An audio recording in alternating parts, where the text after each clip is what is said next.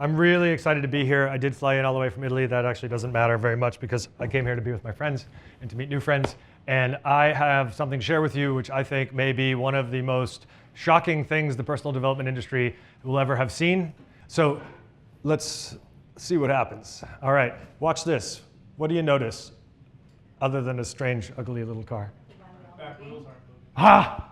You guys got it. We don't even need to watch it again. You can flip it again. You guys are smart. That person is driving with their handbrake on. That's what we're all doing. Our mind is driving with the handbrake on. Okay? Your mind is currently a force that is both working for you, but it's also working against you. And the way that your mind works against you, and I see people nodding their heads, right? You've felt it, right? You've felt that, whether it be the urge to self-sabotage, whether it's that, actually I'm not ready to do that, right? That urge is coming from deep inside your mind, and there's something you can do about it at lightning speed. Just to give you an example of what happened to a friend and a client that I was working with, he had built a 10-year business around helping doctors run their operations, really wanted to scale, and he accidentally engaged private equity. I don't know if anybody here has experience with private equity, but private equity is not the type of equity that's looking to help you scale your vision. They are generally looking for ways to drive efficiency, cut things down to the minimum. So this guy, unfortunately, discovers all of a sudden that, nobody cares anymore about his vision. And so he goes through a year in which he is really, genuinely, he's depressed, he's stuck. He doesn't know whether he should leave the business and frankly, he got to the point where he started to say, I've been building this business for 10 years. I'm a COO, but I'm a COO of a medium-sized business. Can I even go get a job out in the real world anymore? I don't know. I've been in my own bubble for so long. He was really stuck. And after the process that I'm going to describe to you, after we used this guy, within a week, he quit. The company then offered him a part-time job at the same salary because they wanted to keep him so badly. And with that time, he went, and within 3 months, he'd started 2 new companies. And that's the difference of what it means when we remove the handbrake. Go forward. So this is the theme for today. As much as I'd like to ask you all to yell out, release the handbrake, you don't have to do that. But inside, say it. I want to release my handbrake. Yeah, release the handbrake. So just a brief moment about who I am and why I'm here at this point, right? I spent many, many years in technology consulting, as you heard, and technology delivery. I've been a CTO. I've worked with companies around the world and been focused on digital transformation for many, many years. Have built a $200 million consulting practice, and I was a wreck inside. I don't know how many of you have been really at the top of your game, and inside it was a miserable imposter syndrome. That was me. People from the outside, I was a public speaker. I was known across many continents. And in the end, I hated myself so much that on 2 separate occasions, I almost took my life. And I say that only because I think it's important. Over the years working with other very powerful senior executives and other business leaders, I've noticed that I'm not alone. And it was the journey of trying to find something to save my family. I have 2 small children. I'm the sole breadwinner of my family. And I thought I was a shitty provider who was about to get fired from the job that apparently I was very successful at. I genuinely believed that to the point of terrible depression. Now, what happened? I ended up beginning to study things. I studied neurolinguistic programming. I became a trainer and a master practitioner. I became a hypnotherapist and a trainer of hypnotherapists. I studied Reiki. I then studied a Hawaiian ancient energy healing. I studied the wisdom of ancient Egypt. I say this only because it was this breadth of things that I was able to bring together to do something that transformed my mind, and now that I want to offer to all of you for how we can release the handbrake really instantly, not in years, but in hours. And so I'm going to show you a little bit how I think the mind really works. But first, just the mission that we're on. My wife and I now have created this company. I've left my tech career essentially because I want to dedicate my life to people like you, people who want to make change. Yes, thank you. Because I mean it. You're here for a reason. You want to build great things. And I bet a lot of you want to make change in the world. And God damn it, the world needs it. It really does. And it only takes one small change, one small shift to create ripple effects that really, really matter. And I believe in that. And so that's what I want to bring to you today is the how of how we do this. Now, the first thing I want to really point out is, as far as I'm concerned, you already know too much and you already work too hard. Right? all the gurus will tell us, right? If you just, another framework, if you just get my framework, I have one framework with 3 principles, and I have 5 steps, and I have 7 habits, and I have a partridge in a pear tree, and if you just follow that, you will get these incredible breakthrough results. You'll 100x yourself. Yeah, the problem is that only once in a while does someone actually succeed in even 10xing themselves on these crazy frameworks. Why? Because the model of mindset is only a part of the puzzle. The brain actually has 2 totally different ways of operating. And what we've discovered is a way to get these 2 parts of the brain to work together in a way that allows us to actually release the challenges that are inside us rather than have to work harder, right? I hope everybody in this room is sick of the idea that in the end, after you try all the mindset exercises and you go a little faster and you go a little faster, just like that woman driving the car with the handbrake on. The engine overcomes the handbrake for a little while, but as soon as you take your foot off the gas, you slow right back down again. Maybe not as much as before, but the point is, instead of trying to build a better engine, what I'm here to suggest is at first you want to focus on taking off the handbrake. Because I would guarantee that given the talent that's in this room, you don't have access to even 30% of what you already know and the kind of personal power that's already in you. See, I'm here to tell you that you don't not know how to be courageous in all the right situations. You don't not know how to hold your boundaries. Your brain is actively stopping you from doing those things. And that's a different mindset. It's a very big change we need to make to realize that I know how to connect with people. I know how to win. I know how to do that through the energy of creativity and love as well. But my mind is stopping me from doing it. Because if we turn our attention not to adding a few new bricks on the positive side of the equation, but to taking out the massive amount of energy that's on the negative side of the equation, we can make change radically quickly. So just obviously everybody I think has been through this scenario where consciously, right? And remember, I'm going to go ahead and talk a little bit more in a minute, but we know that we have a rational mind and we have this subconscious or something. I'm sure everybody in the room is familiar with this. Consciously, we're like, hey, I'm going to go pitch my bold new idea, get new investors, build a bigger company. And then what happens? Your deep mind, that unconscious, subconscious part of your mind says, wait. I might come off as too bold. I might be arrogant. Like, what? Maybe I'm really not up to this. Hold on. Time to be safe.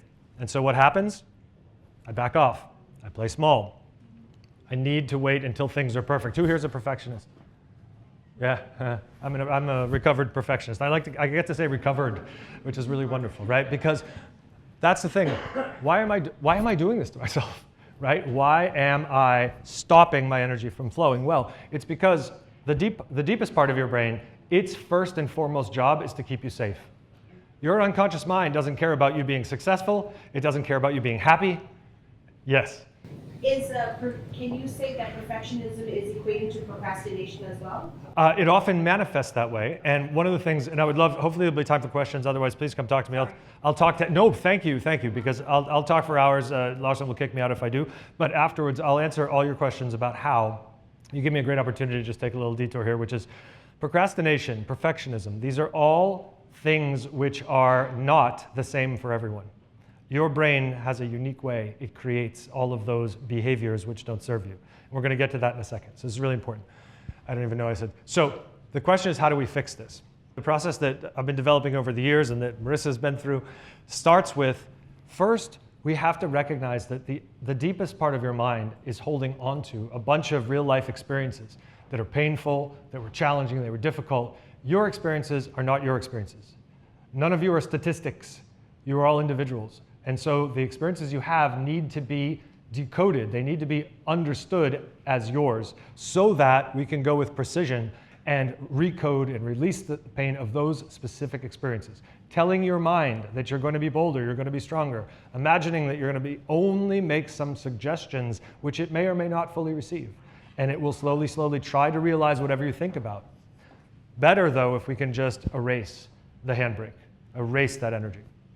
Okay. So again, we know that there are two parts of the mind. I just want to level set in case anybody isn't familiar with this. But the rational part of our mind, which our modern culture is so excited about and thinks is the far superior part of the mind, is the thing that makes analytical decisions. Right? It takes a bunch of information and says, "This is what I should do." Awesome. So it's the thing that sets our goals. The deep part of the mind is actually the goal getter. It's the part of your mind that actually works 24/7 to get you what you want. Your rational mind is not doing that. In fact, Scientifically demonstrated, more than 85% of the time, our actions are not happening from our rational mind, they're happening from the unconscious. In fact, sometimes even when we think we're deciding to do something, it's like we're watching a movie. Our unconscious mind has already made the decision, and we're just becoming aware of what's already happening. Now, this is incredibly important because 85% of the time, you're not in rational control. So what is that mind doing? You probably want to learn how to control it, and really specifically, not through just general techniques. A lot of us really struggle with these limiting beliefs about ourselves, etc. And we also struggle to understand ourselves. And a lot of modern approaches, therapies, other things work on trying to understand the past. But what I'm here to tell you is that only your unconscious mind, which holds your memory, actually knows why it's doing what it's doing. And we have to talk to it in a very specific way if we want to find out, and we want to do something about it quickly. And so this is what we end up experiencing. Rational mind sets goals, aspirations, desire, awesome. Unconscious mind does whatever the hell it wants. Again, it wants to help you, but its first job is to keep you safe. And the problem is, it's got a childlike understanding of what actually keeps you safe in the world. So it overreacts all the time. And this is super, super important because all learning, behavior, and permanent growth actually happens in the unconscious mind. It doesn't happen in the rational mind. The rational mind is just it's an algorithm that's running. But the storage, all of the things that we really care about when we talk about growth, when we talk about breaking out and being bold, all that stuff is happening in the deepest part of our mind. So it's kind of obvious that we have to learn to recode that part of the mind very directly. Great. So what I think is a game-changing reality is the following. Like we said, 85% of behavior is automatic. And the deep mind almost always wins because 85% of the time, it's on autopilot, right? Who's driven home and not known how they got there? But this is amazing because your mind, the deepest part of your mind actually is connected to your muscles and it's connected to your senses. It sees the road, it makes the decisions about where to go, and it drives the car. That's kind of amazing, actually, that your body can do that without you even being aware of it. But it has consequences. Now, your mind, like I said earlier, is holding you back on purpose. It's noticing things in your environment, which it's misjudging are potentially dangerous. Got to pull back, right? Take this as an example. Maybe some of you have had this experience or something similar. You were young, maybe you were 2, 3 years old, you had a crayon, you're in the kitchen, you have this great idea for a flower, you start drawing on the wall, mom or dad comes in and is like, what the fuck are you doing? Now, what happened, right? Your parents' understanding of what that wall is and what that flower that you now drew on it is totally different than you as a child. You were in this creative ecstasy. And your parents like, oh shit, now I've got to repaint the house, right? The problem is that your young mind in that experience could have created a whole set of beliefs that my creativity needs to be suppressed to stay safe, or that the people who are supposed to care for me actually don't like me. They'll abandon me when I let my energy flow. What exactly your mind creates in that moment isn't predictable, and it's not important, not for us, because what we want to do is unblock ourselves. Our mind knows, though, exactly what it did, when it did it, and why. And that energy is the energy that actually comes out when we limit ourselves now. Unbelievably so. And it's not rationally explainable, which is why so many other tools of mindset are so slow, because the rationality doesn't work. The experience someone might have had keeping themselves safe when they were young might make no sense in the present. But your unconscious mind is always doing the best it can. If it sees things around you, it sees the way somebody looks at you, it sees the way somebody sounds, it fires. You come back to it later and then you try to explain why you have that self-limiting behavior, and your rational mind does the best it can with the very limited info it has. And so given that your mind knows the unique reasons for holding you back, but doesn't know that they're a threat to you, then we have this amazingly fortunate thing, which is it's actually trying to help you. It's willing to let them go. When you know how to work with it correctly, it will let all this stuff go with actually only a few simple, easy steps. Cool. What's the result? New ease and access to all your talents, your personal power. Perfect. So I just want to explain a little bit again about how this works to really make sure that everybody gets this, right? You have some of this early life emotional experience like we talked about. And then what ends up happening is we end up creating some kind of meaning, some kind of beliefs like we just talked about. And then in the present, something triggers and boom, behavior happens, right? If we can get rid of the emotional experience And the energy, it's not the memory that we need to get rid of, it's the energy, the negative energy that our mind stored when it happened. If we can get rid of that negative energy, then those meanings and beliefs, they lose their power. They just disappear. And then when that happens, the triggers no longer drive behavior. But the thing that I want to point out, and this is where the personal development industry is going to come get me. All this stuff about limiting beliefs, I'm afraid it's not actually true. I don't even know if limiting beliefs really exist. Your body decides and drives behavior based on the energy of your emotional experiences. These are labels that your conscious mind puts on this stuff so you can work with them. Ever wonder why it's so hard to change these things? Because they're proxies. They're not the real thing. And that's what's so exciting about what we've done, is that we've found out how to go back and find the precise memories that actually are under what look like limiting beliefs and be able to erase that energy so the beliefs disappear. So what I would argue is that we don't have limiting beliefs. We have limiting behaviors. And the importance of that isn't academic. It's actually that it's through our behavior that we notice how the brain actually creates our limitations. When I'm in the office and I'm about to push an idea, but I see that person who I feel like is kind of aggressive and wants to criticize me, there's a moment in my body when I can sense energy come up that actually causes me to limit myself. I didn't consciously do the math and say, geez, there's a good chance if I say something. After the fact, I'll think that I might have done that math, but that's not what happened. My body reacted in the moment and made me not speak. See, it turns out not doing things is behavior, just like doing things is. And so this is critically important to how we start to unpack this, is becoming aware of, in the moment that you procrastinate. What's procrastination? Procrastination is your body choosing to do something other than what you decided consciously to do. I have to work on my business plan, but I'm going to go scroll TikTok, right? That's a decision that's active. It's not passive. You're not defective because you can't focus. It's not like that at all. Your brain's actively choosing other things. So what we got to figure out is, in that moment when I took my attention away from my business plan or my marketing collateral that I don't want to write, what's going on? And so it really, again, the other point I want to leave with you is this emotional energy from your unique life experiences, that crayon drawing you were doing, not somebody else, not some theoretician, PhD in a university somewhere, you were doing that drawing. When that emotional energy is erased, it changes your behavior. Just to give an example of how interesting this can be, because it's not rational. Worked with a woman who was, again, perfectionist, didn't want to put out her marketing collateral until it was perfect, didn't want to let anybody else help her run the operations of her business. She had a wellness business because only she could do things the right way, right? So she'd been working for 10 years on this challenge she had of perfectionism, assuming that she had some belief about herself or what needed to be done.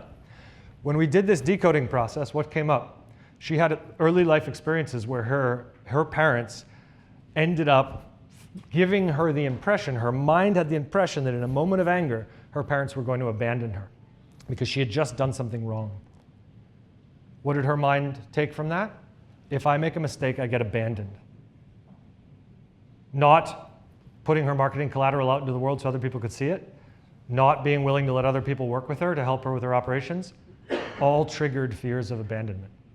But she had no awareness that that's what was happening, because the conscious mind said, well, how could that be? Right? As soon as we cleared that up, suddenly she discovered that there were people all around her that actually could help her run her business. 2 months later, she met an investor who became her mentor. 6 months later, she was opening wellness centers in 3 other countries. She had been struggling for 10 years with therapy, plant medicines. She had done shamanic healing. She'd done everything. And in a week, all of it was over. That's the level of power we're talking about. So for now, we want to do a little experience. I'd like you to see at least how this happens, okay? And I'll let you know that later there'll be a QR code. If anybody would like to try this with me, happy to do a session with anybody here. Like, you guys are obviously amazing people, so I'd love to do that with you. You can schedule with me after we're back home. But right now, Marissa's going to give me a hand. Go back. All right. This is how simple this is and how this would work. You can do it seated. Absolutely. Does that mic work for you? Yes. Nope. We'll just use this one. We'll be super fast. Okay. Because watch how easy this is. It's absolutely crazy. All right. Marissa, what is someplace where you might notice that you're self-limiting, getting blocked. My love life. Ah, got a professional one for this crowd? No, but it's a good point actually. Can we do love life? Is that cool? Like, because the reality is, how many of us actually, we probably care more about that than our professional lives, but we pay no attention to it. Okay, awesome. What is it? Well, first off, can I ask, how many of you are single here? Okay, so I'm not alone. Amazing. My choice. So are we okay with choosing this topic? Yeah. Okay. Let's do it. For those, Insight on my love life. okay. And then for those who are taken or have partners, are you okay if we choose love as a topic? Sure. Okay. All right. I was just going to steamroll them. But... Oh, you steamroll them. Okay. Okay, tell me what happens. Tell you what happens when. Tell me what's your problem? How would you describe it to your friend at the bar? Okay, so my problem is that I tell myself that I will choose love when I'm successful, when I have accomplished something. Beautiful. I don't want that person to take away my dreams, my successes. Okay, perfect. So that's what we tell ourselves, that we don't want that to happen, right? And what does that result in? What do you do or not do because of that? So, sorry, also to add to that original notion was that as I was growing up, my parents have always told me that, focus on school, focus on building your own career before you start to date. Learn to drive a car so you can be independent, so you don't have to rely on anybody else. Beautiful. Okay, so now what actually happens that you notice, like when you're in a situation when perhaps you could meet somebody or you have met somebody, what happens? Okay, so I'm in the sports and events world. There are many beautiful looking men in my industry. Ladies, if you want to find a man, come join me on my experiences. Sports and events. Sports and events, a lot of good looking men, okay? And transformational world, a lot of beautiful, wholesome men. But do I touch any of them? Do I interest in any of them? No, because it's my world. I'm in work mode, I'm in focus mode. And when I'm in that mode, I don't allow myself to be in my feminine, to play or to have fun, because I'm just so focused on making sure other people are happy. So now what I want you to do is imagine a real situation, because we always work with specific real situations, not abstractions. Your body's reacting to real things in real moments. So I'd like you to just tell us about, very briefly, one specific situation where you noticed that, or where you limited or did not speak. Oh, you're getting excited. Ooh, there are many. Yeah, good, pick one.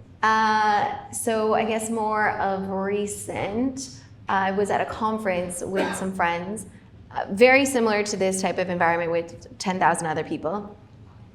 And we had to express our feelings to someone that we liked and that we wanted to be with.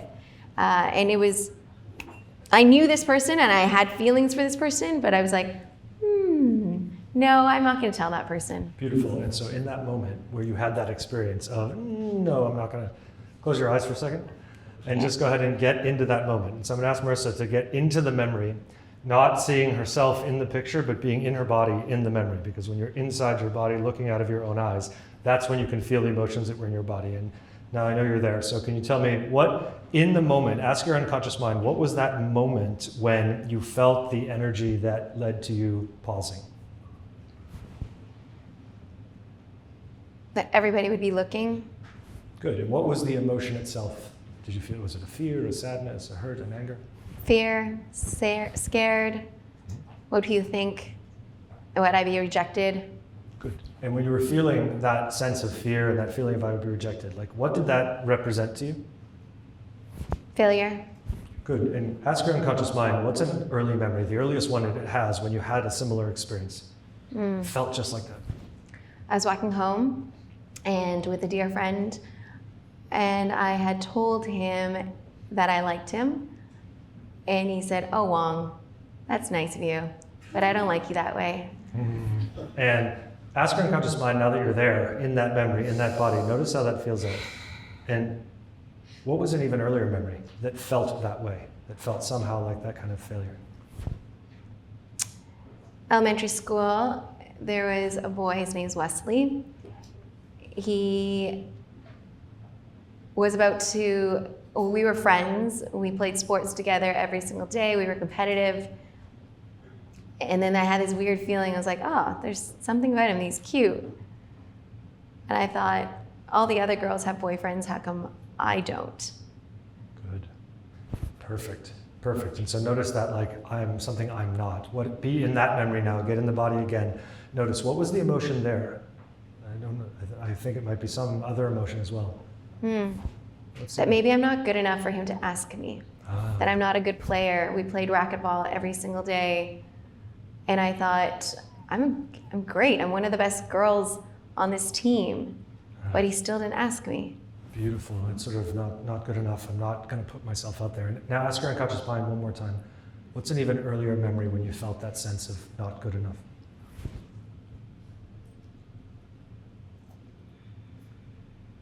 What is it telling you?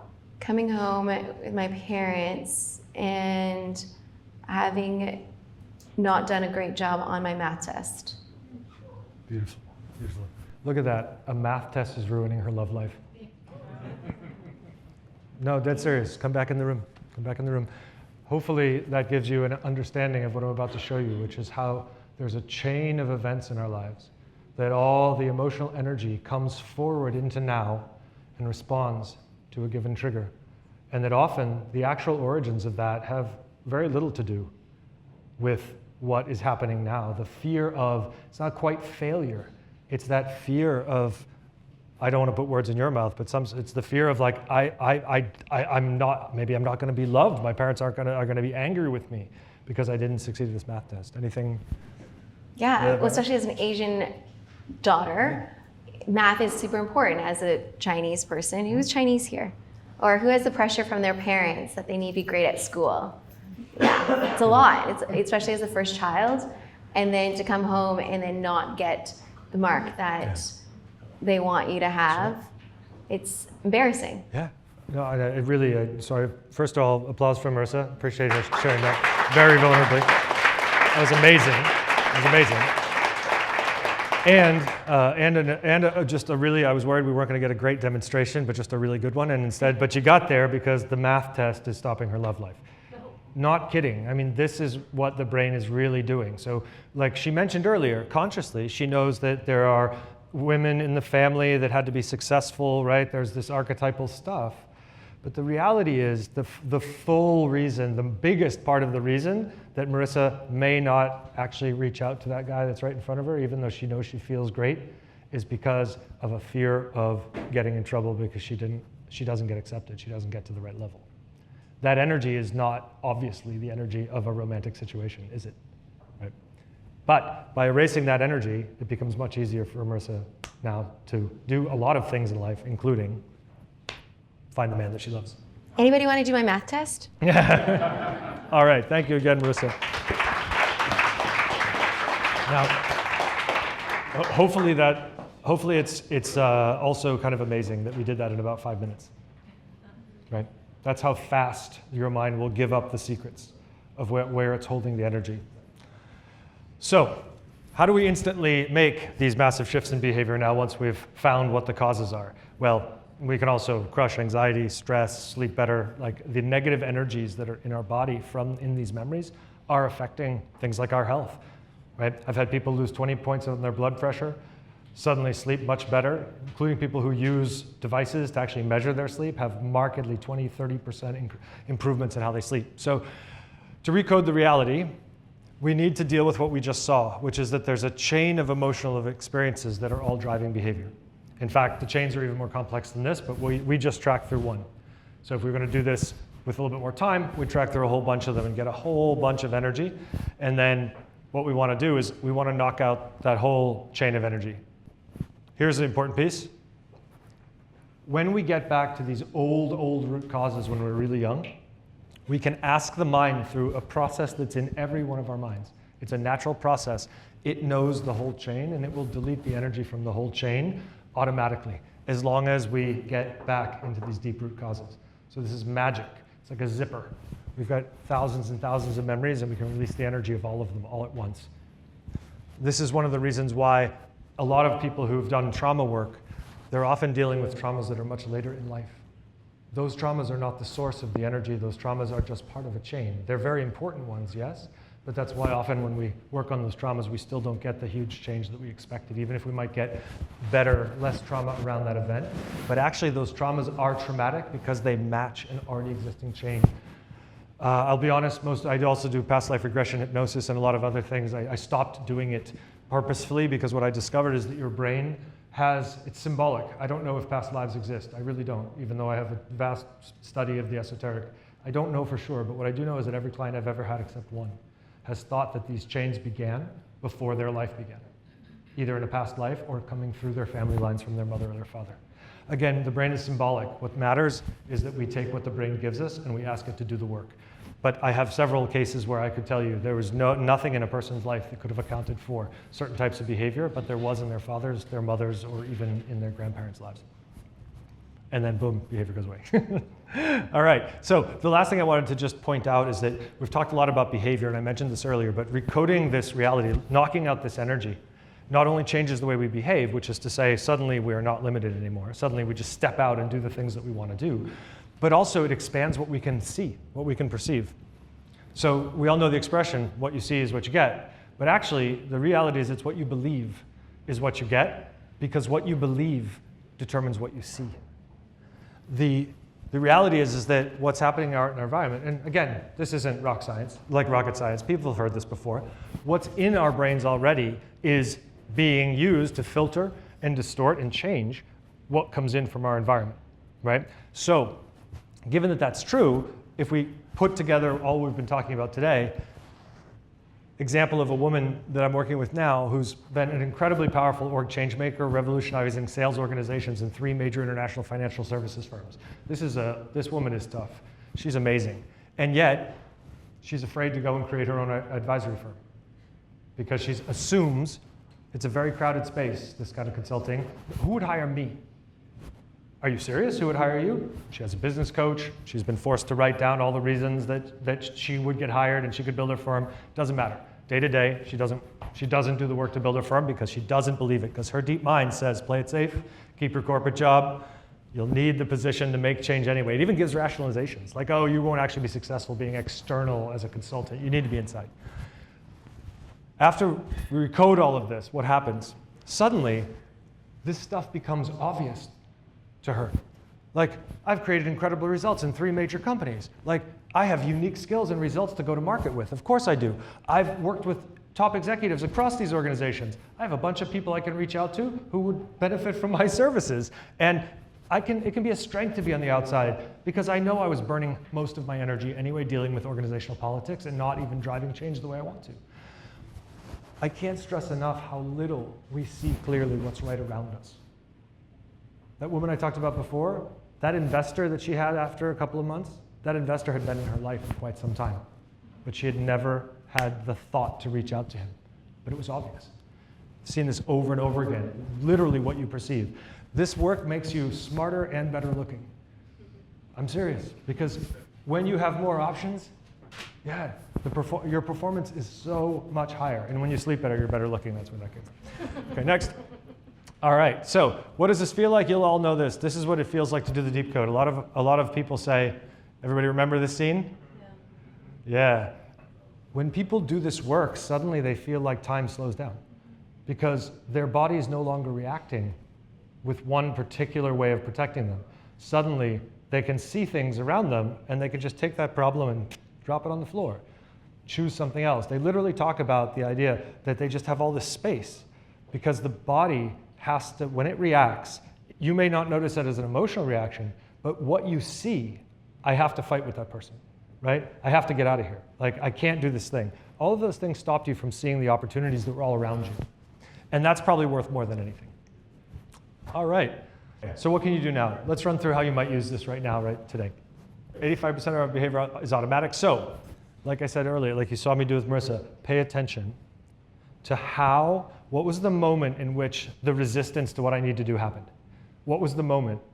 Ask your mind if it needs to rewind the memory so that you can feel there's emotional energy coming into your body, and ask your body, what is this? What specifically is this emotion? Am I afraid of something? Am I angry? Am I feeling hurt? What is it?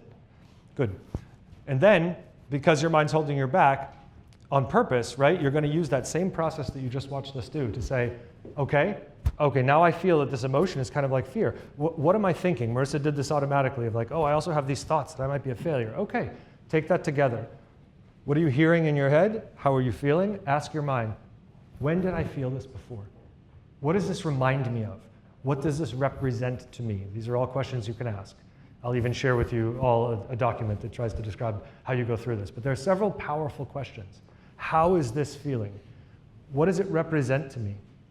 What does this remind me of earlier in my life? That's what I want you to do, because that's going to give you the unique reasons. And just follow the chain. Do it again when you get back. Maybe you'll get back to a memory when you were 30, when you were 20, when you were 5. See if you can get back to something before you were 5 years old, because that's where all this really started anyway. And again, when you get back to the earliest memory, ask again, what does this represent to me? What is this? Is this abandonment? Don't assume that whatever's happening in the present has anything to do with that real origin memory.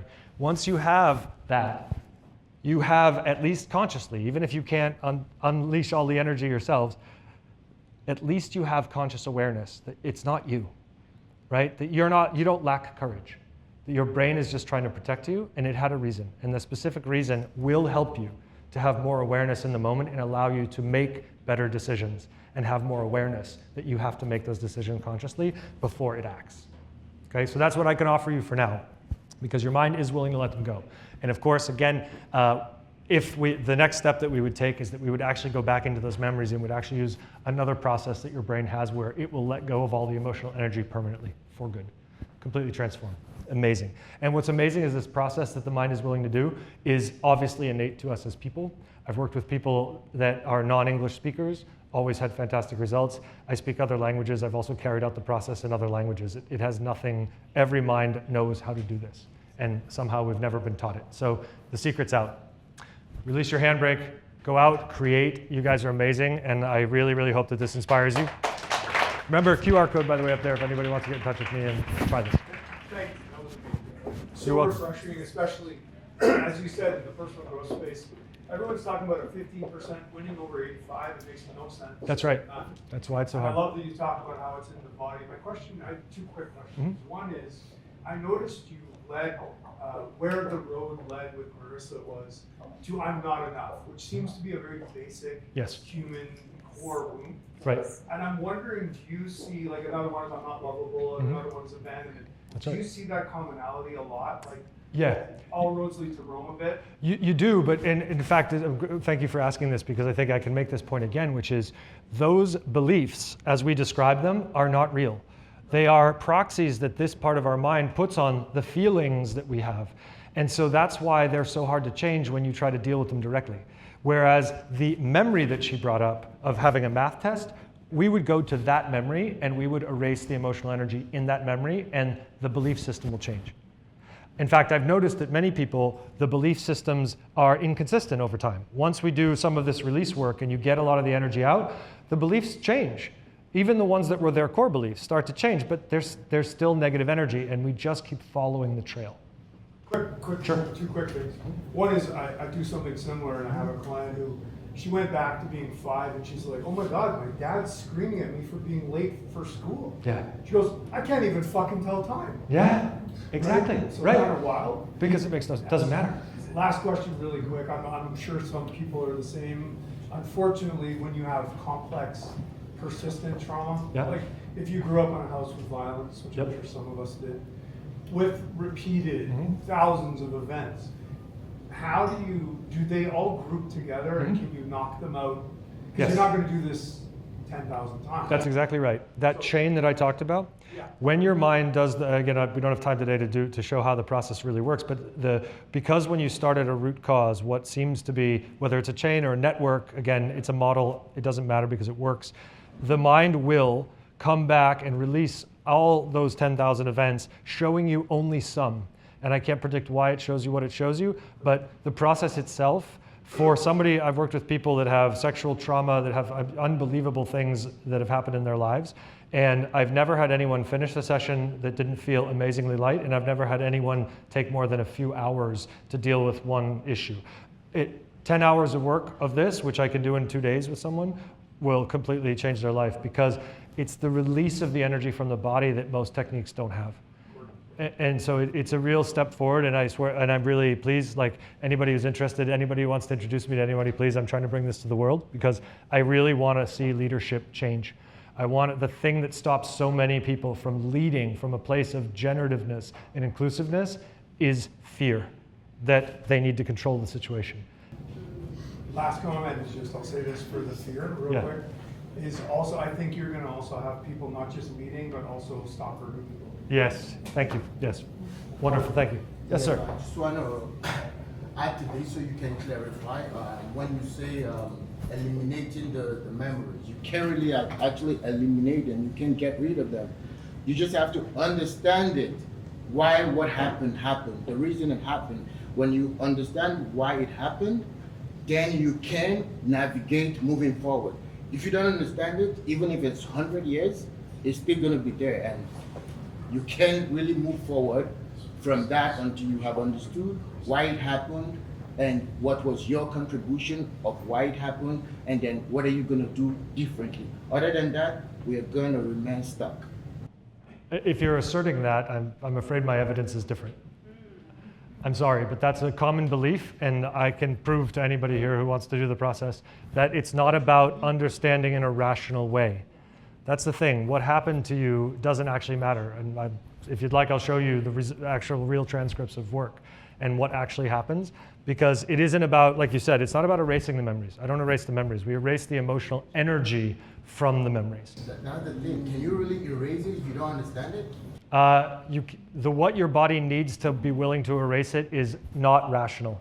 And that's the power, actually, is the rational mind is working with the unconscious mind, but not in the way that we've been taught. I'd have to show it to you to really make it work. Yeah, I would like to say this really confusing. I don't know, Marissa, if you, having had the experience, if there's anything you would want to add. Yeah. I've been working with Ryan for about, I guess, half a year now. No, almost a year, actually.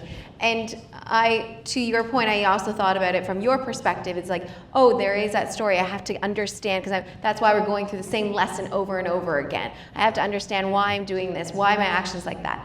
No, but instead, we went back to the original timeline of where that emotion was connected to that memory or something of that similar feeling, and then just removed that emotional weight from that. How do you remove it? Just come sit down with Ryan and you will figure out how to remove it. You can't explain it.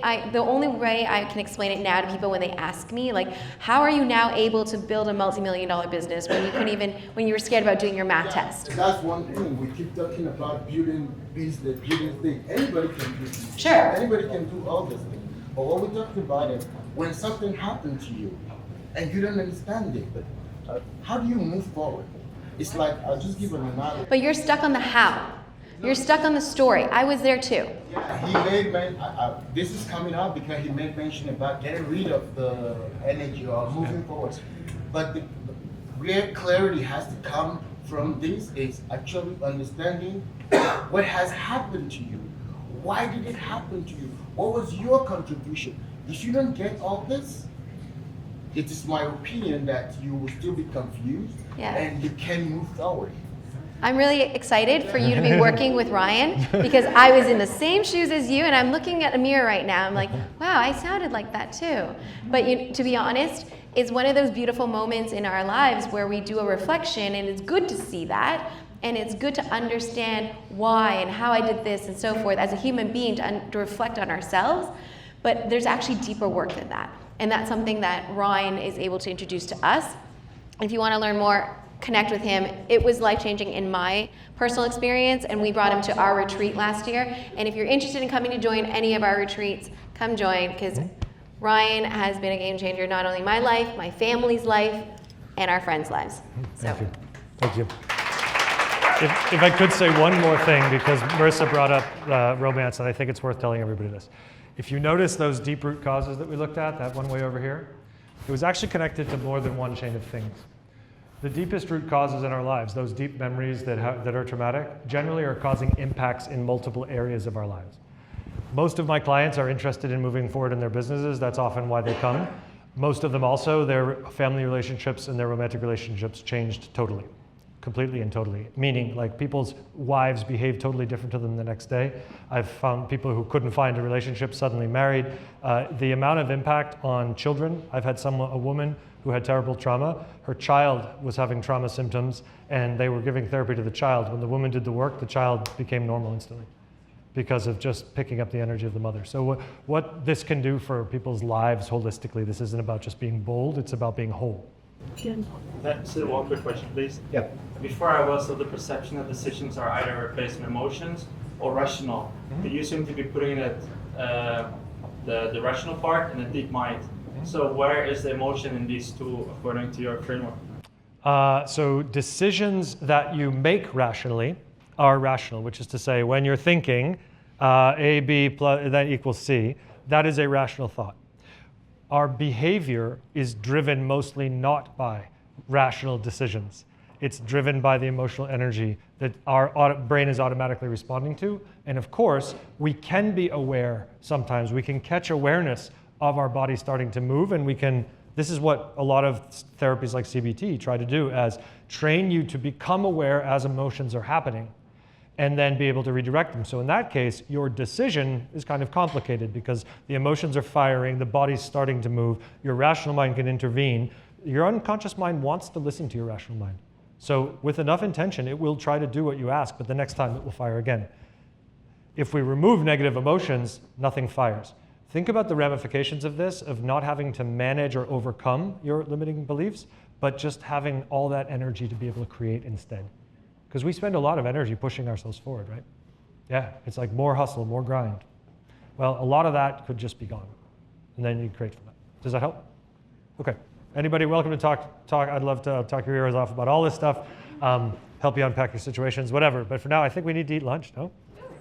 I've kept you here too long. Thank you so much for listening. I really appreciate it.